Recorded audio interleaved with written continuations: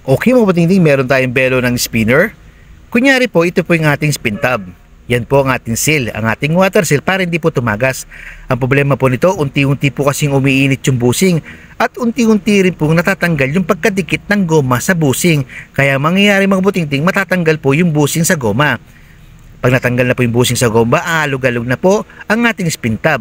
Tatagas na po siya at lalabas na po yung tubig at mababasa na po ang ating spin motor.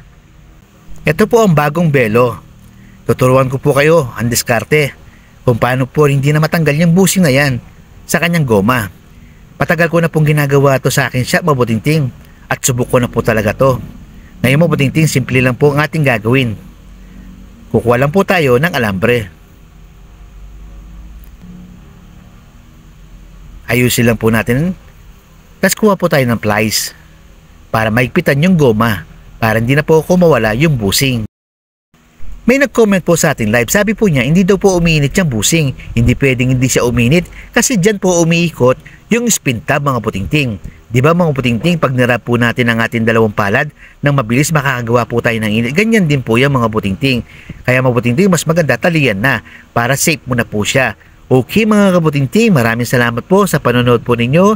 God bless po sa ating lahat.